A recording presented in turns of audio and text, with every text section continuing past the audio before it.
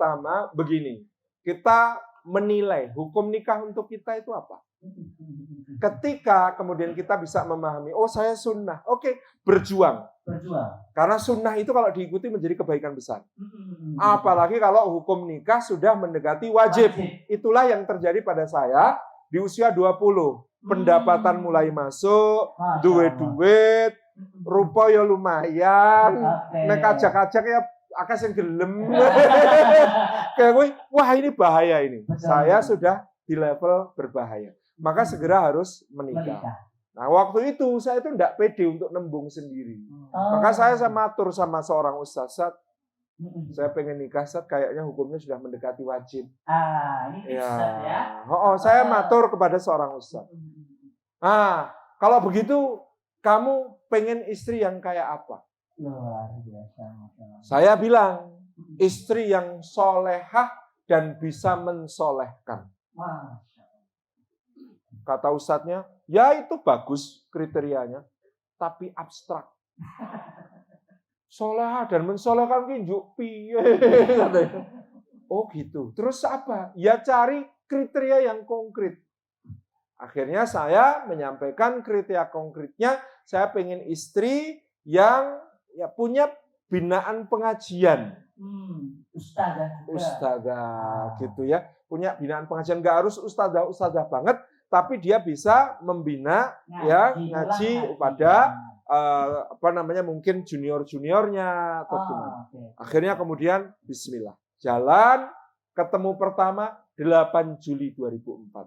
Masya Allah. Dipertemukan di rumah Ustadz itu. Suami zaman ini, Jajal Kang Tarmin, tahun pira bojone? Tahun 98. Wih, senior gitu ya. 8 Juli 2004 ketemu pertama di rumah seorang ustadz. Itu deg-degan gitu. Sepanjang pertemuan saya tidak berani menatap wajahnya. Saya dingklu terus, menunduk terus. Alhamdulillah mejanya terbuat dari kaca. Ketok. Oh, kayak kue. Jadi niatnya memang nazar kan untuk melihat calon itu kan disunahkan. Terus 12 Juli 2004 ketemu kedua. Masya Allah. Saling bertanya. Oh, ini visi misi pernikahan. Bagaimana konsep Anda tentang memberi nafkah? Bagaimana konsep Anda tentang mendidik anak? Bagaimana konsep tentang pandangan Anda tentang istri yang punya karir? Pertanyaannya calon istri saya itu kaya ujian pendadaran. Wah, angel tenan gitu kan. Ngobrol gitu ya. Akhirnya kemudian saya menyampaikan bahwa begini. Dia akhirnya ngaku. Mohon maaf ya, kalau cari yang pinter masak, saya nggak termasuk. Waduh, cilok kok iya. Dan mohon maaf juga, tangan saya alergi deterjen. Kalau nyuci, nanti tangan saya sakit. Jadi saya nggak biasa nyuci. Ya Allah, ternyata hambamu yang solehah, ada yang nggak bisa masak dan nggak bisa nyuci. Ya Allah. Dalam hati itu saya ngomong begitu. Tapi saya kemudian mantapkan. Bismillah, niat saya, Uhti segera menikah. Kalau jenengan nggak bisa masak, nggak apa-apa. Di Jogja banyak rumah makan murah-murah. Jenengan nggak bisa nyuci, nggak apa-apa. Ada laundry. Saya nggak cari tukang masak, saya nggak nyari tukang cuci, saya nyari istri yang mau bersama-sama ngibadah kepada Gusti Allah dan saling membantu dalam ketaatan. Masya Allah. Wow, kendel. Dek, berangkat. 18 Juli ngelamar. 18 Juli. Dikasih peta buta. Dari Jogja ke Ngawi harusnya 4 jam sampai. Berangkat jam 7 sampai sana setengah 2. Petane skalane ora karu-karuan. Salah-salah gitu ya, tersesat-sesat. Oh, belum ada. HP saya masih Siemens. Siemens anak pesantren. Sampai di sana itu kita udah datang, disambut tetangganya, handetolan 60 orang, mukanya serem-serem semua. Saya tanya, ini kenapa kok mukanya serem-serem? Pada belum makan, nunggu yang dari Jogja. Akhirnya makan dulu. Habis makan, baru kemudian lamaran disampaikan. Ketika lamaran disampaikan, ternyata pihak calon mertua ini yang jawab salah satu yang lebih sepuh menyampaikan. Lamaran ini diterima. Tapi untuk pernikahan karena kami baru saja mantu, kerepotan dan lain sebagainya. Dan lagi Mas Salim juga masih kuliah, belum selesai. Bagaimana kalau nikahnya 2 atau 3 tahun lagi? Lamaran diterima, tapi nikahnya 2 atau 3 tahun lagi. Bergemuruh dada saya. Ya Allah, mau nikah aja kok susah ya Allah. 3 tahun ya Allah, lama. Saya akhirnya berpikir begini, ini Allah memberi saya pilihan, sabar. Sabar tidak ada batasnya, tapi boleh dipilih bentuknya. Bentuk pertama sabar, nunggu 2 atau 3 tahun. Saya khawatir, nunggu 2 atau 3 tahun akan terjadi hal-hal yang diinginkan. Bukti saut wong sih tidak diinginkan. Hal-hal yang diinginkan itu bahaya ini. Nah, kemudian saya berpikir, sabar bentuk yang lain, ya wis, iki di cancel, golek liyane. Daun kelor itu tidak selebar dunia kan. Akhirnya kemudian saya bilang begini, tak berani-beranikan. Bapak, Ibu semua, saya sekarang prinsipnya harus segera menikah. Karena hukum nikah untuk saya sudah mendekati wajib. Kalau memang jodoh yang tertulis bagi saya di sisi Gusti Allah bukan Dwi Indah Ratnawati binti Haji Muhammad Samiti. Izin Pak, kami segera pamit.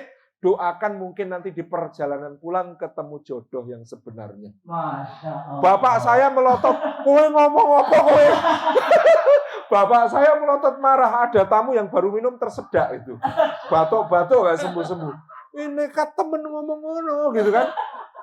Tapi alhamdulillah mertua saya pengertian, calon mertua saya pengertian. Wah ini makhluk langka, patut dilestarikan. Akhirnya beliau menjawab, ya jangan begitu, Mas Salim memangnya maunya kapan nikahnya? Dari Jogja Pak sampai ke Ngawi, perjalanan, saya sudah hafal ijab kabul, bahasa Arab, bahasa Indonesia, bahasa Jawa. Siap Pak. Terus, ya jangan begitu, kan perlu persiapan gitu ya. Akhirnya disepakati nikahnya 20 Agustus 2004. Menjelang ijab kabul ada ujian. Jarak 3 bulan itu ya? 1 bulan. Kan Juli ke Agustus. 1 bulan. Menjelang akad nikah itu saya diberitahu bahwa SPP di kampus istri saya jauh lebih mahal daripada di kampus saya. Yang selama ini saya ditanya bapak mertua, nanti kan ini masih kuliah semua. Terus selanjutnya bagaimana? Saya wani jawab, yang namanya nikah Pak, memindah kewajiban dari bapak sebagai wali kepada saya sebagai suami. Semua yang bapak tanggung nanti menjadi tanggungan saya. Wani loh, dikasih tahu. Kok lebih besar ini? Baru SPP-nya. Gimana skincare-nya? Macam-macam itu bayangan kemudian berkerumun. Akhirnya saya minta tolong kepada Gusti Allah, ya Allah, menjelang ijab kabul itu saya minta tolong, ya Allah, Engkau berjanji yang menikah Engkau tolong, yang menikah karena menjaga diri Engkau tolong ya Allah, ada keajaiban. Saya ijab kabul itu merem. Karena saya dulu ingat orang-orang soleh kalau dapat perintah Gusti Allah itu kalau berat merem. Nabi Ibrahim itu kalau saya dulu hukumnya merem juga. Ya. Cuma meremisi apa? Nabi Ibrahim ketika diperintahkan menyembelih putranya, ketika nyembelih merem sebagai tanda husnudzon kepada Allah, pasti nggak akan buruk, pasti baik perintah Gusti Allah. Ning yo ora tegel, anak dewe. Merem, pasti nanti ketika buka mata ada keajaiban. Maka saya juga ketika ijab kabul niat begitu. Nanti kalau saya buka mata, ya Allah tunjukkan keajaiban. Meskipun saya tidak berharap keajaibannya kayak Nabi Ibrahim. Mosok berubah jadi domba. Kan nggak lucu gitu ya. Kemudian saya, bismillah ya Allah, saya terima nikahnya. Dwi Indah binti Samiti dengan mahar sekian. Tunai gitu kan. Buka mata, itu kan bulan Agustus. Anehnya, hujan. Gerimis hujan. Masya Allah, selesai ijab kabul, pada saat istri saya untuk pertama kali mencium tangan saya, 220.000 volt. tegangan tinggi itu ya, dicium perempuan kayak begitu. Itu kemudian saya kuat-kuatkan ini dengan gemetar, hidung saya sentuhkan ke dahinya, terus saya berbisik ke telinganya. Bismillah nawaitu gombal pertama. Saya katakan, lihatlah, bahkan langit pun menangis. Kehilangan salah satu bidadarinya. Turun ke bumi untuk mendampingiku.